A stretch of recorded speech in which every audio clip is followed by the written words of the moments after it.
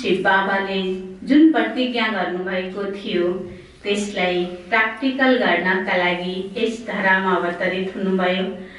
आदरणीय श्री साहबलाई पक्कै पनि थाहा छ, उहाँ धेरै पटक ब्रह्मा कुमारी संस्थामा जानुभएको छ, परमात्माका बारेमा पक्कै पनि परिचय प्राप्त गर्नुभएको छ।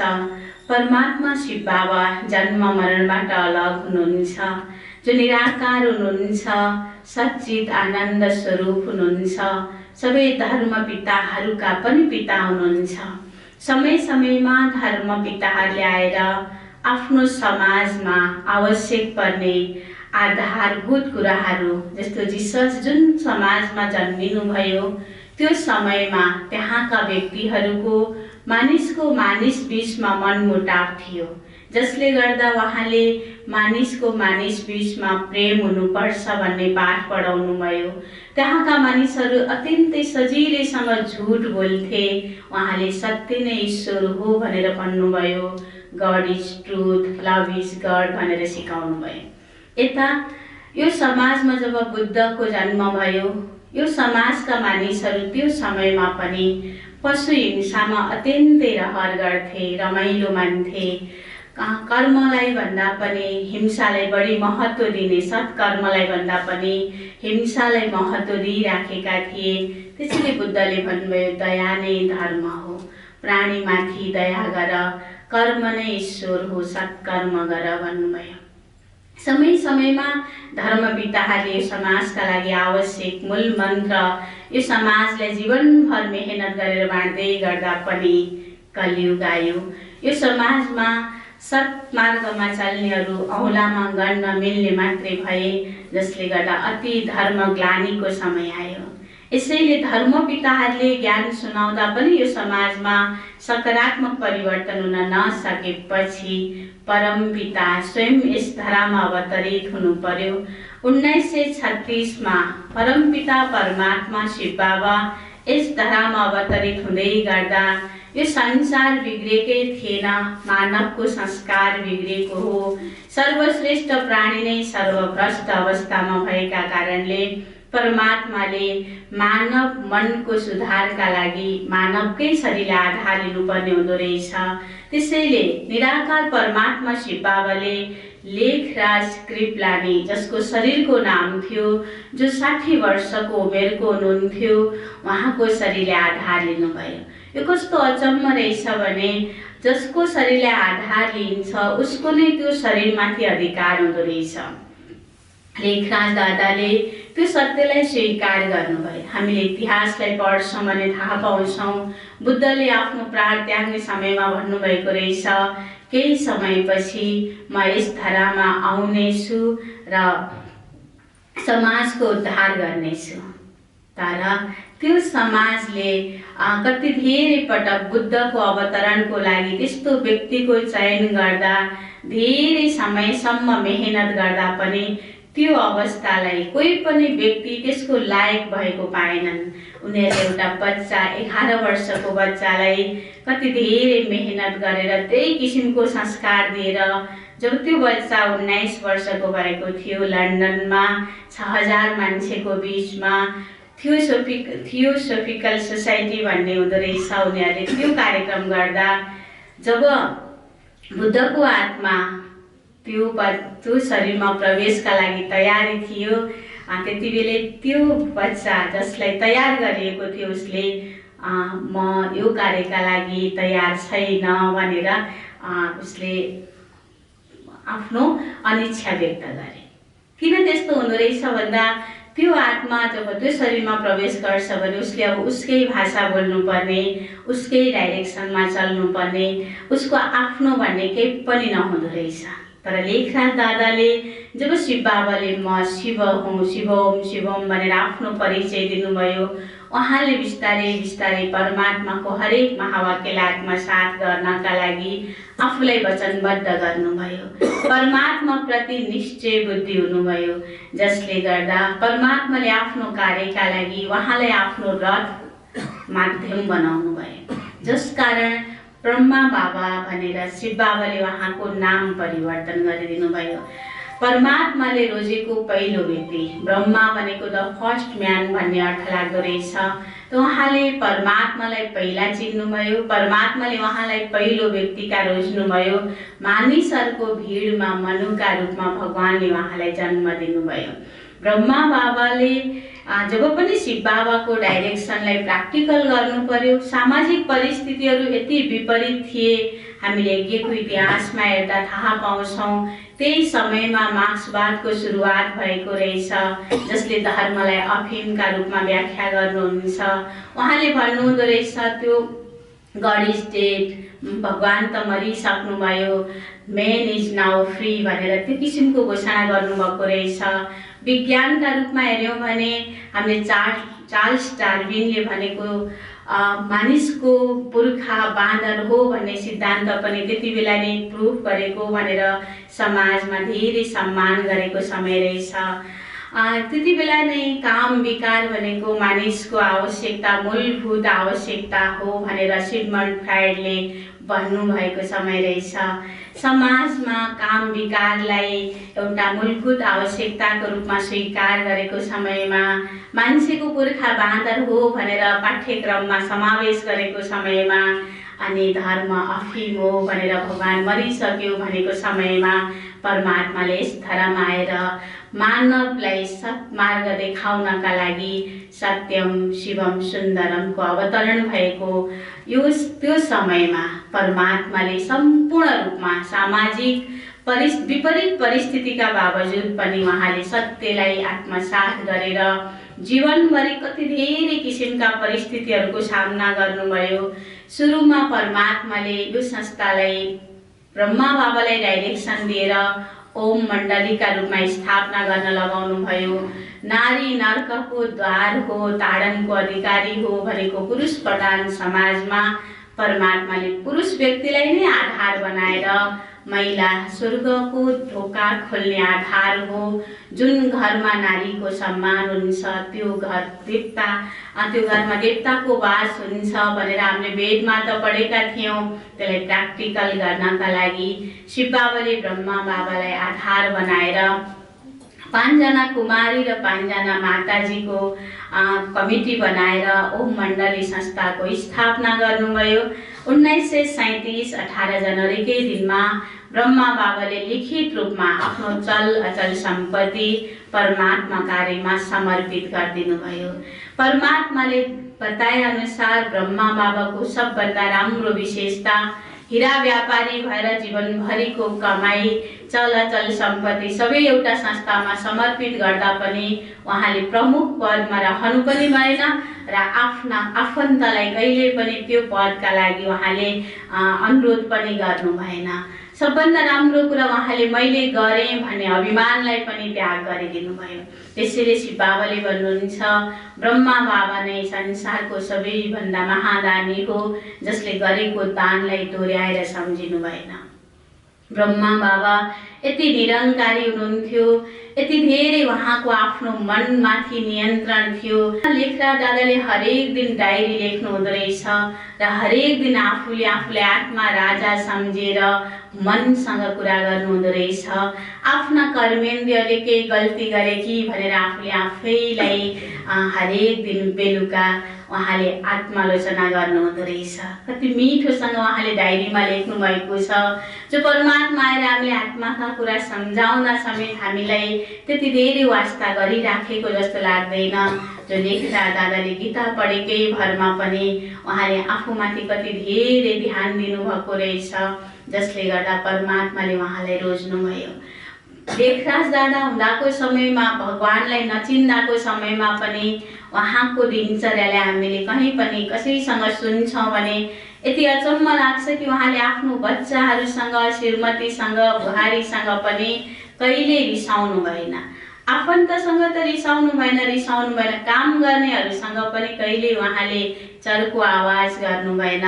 हीरा व्यापारी भएर हीराको पकेट हराउँदा समेत उहाँले कसैलाई शङ्का गर्नु भएन।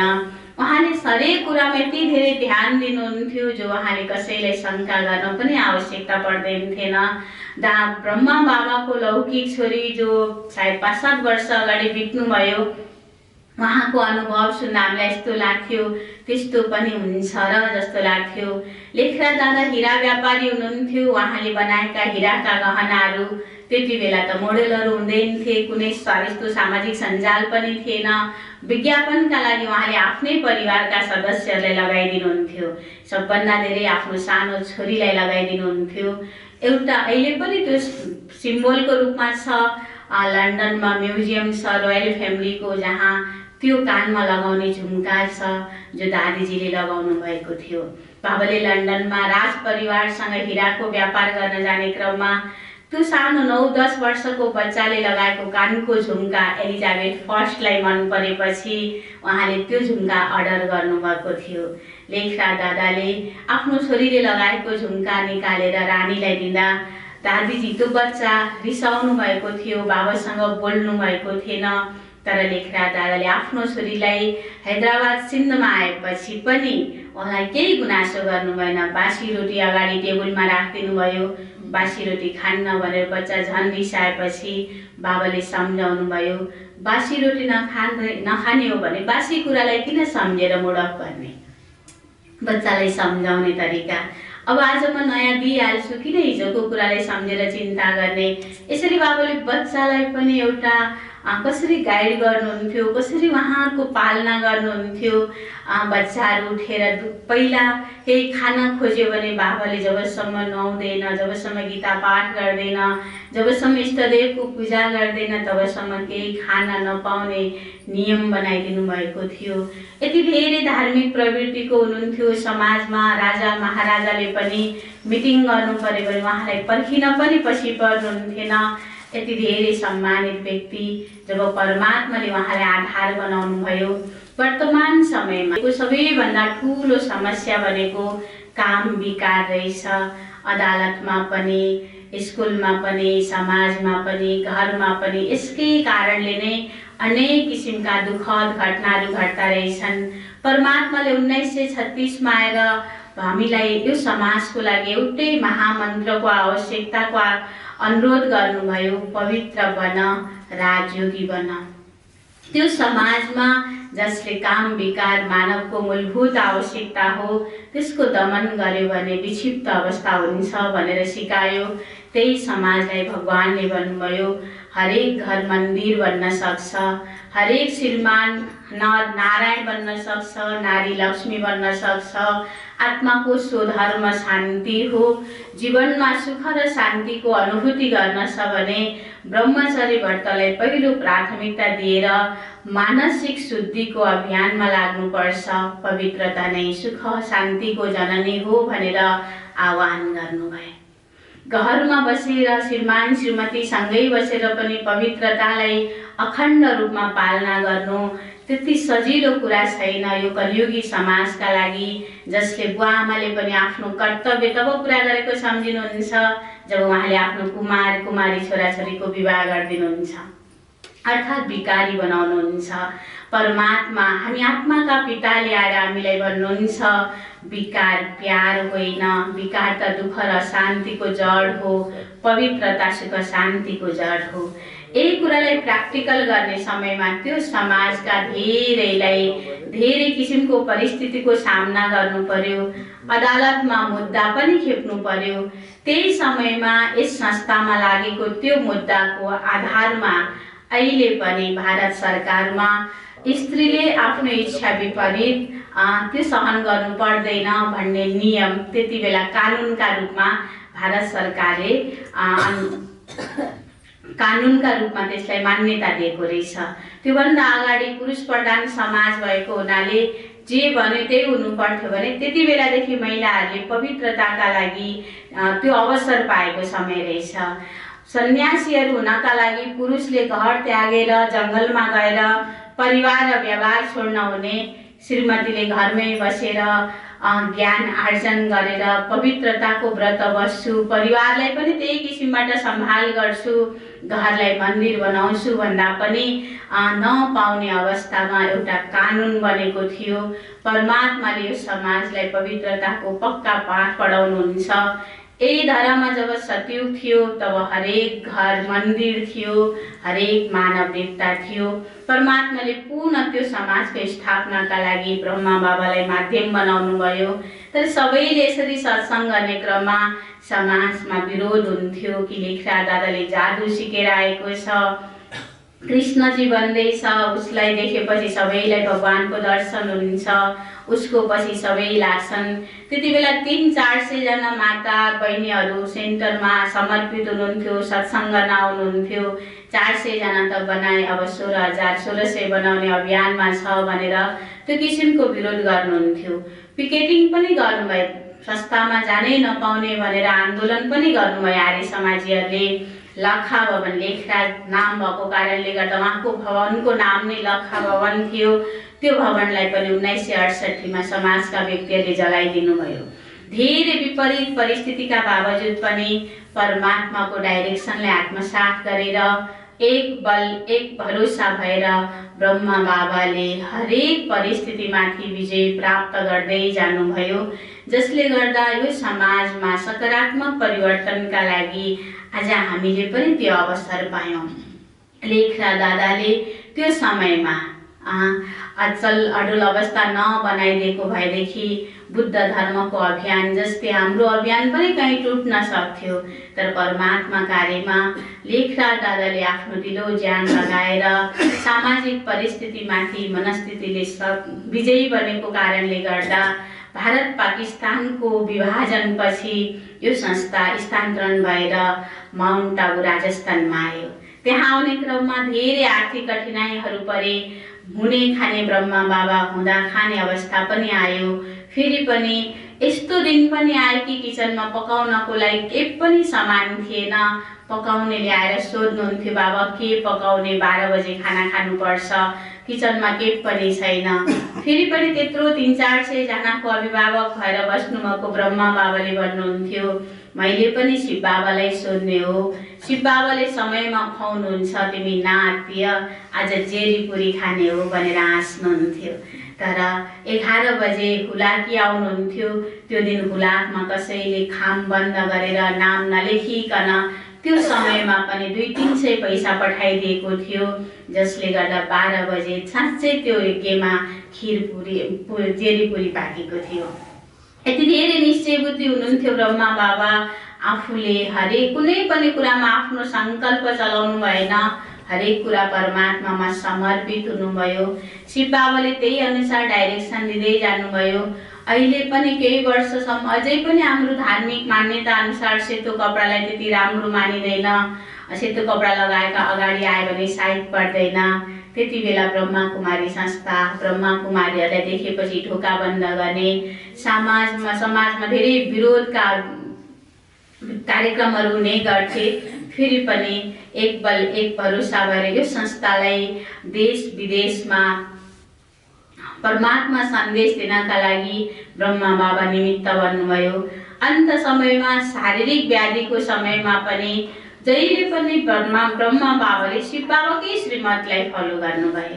बिरामी हुँदा पनि कहिले पनि शिव बाबाले ब्रह्मा बाबाको शरीरलाई नै आधार बनाएर मुरली चलाउनु भयो।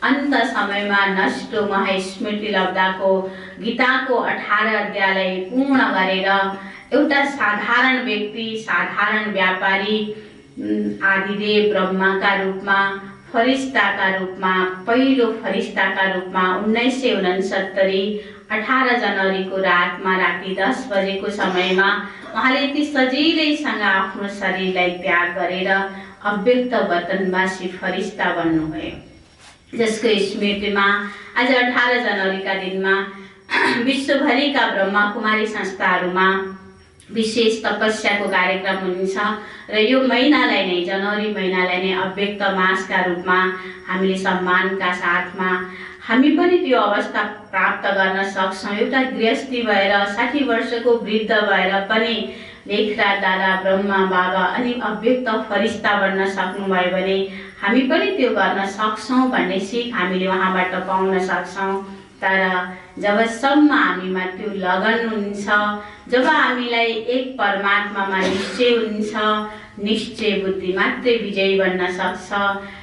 देह सहित देहका सबै धर्मको त्याग गरेर परमात्मासँग जसले सर्व सम्बन्ध जोड्न सक्छ, हरेक सम्बन्ध परमात्मा प्यारमा जोडेर जीवनमा अपार खुसीको अनुभूति गर्न सकिन्छ।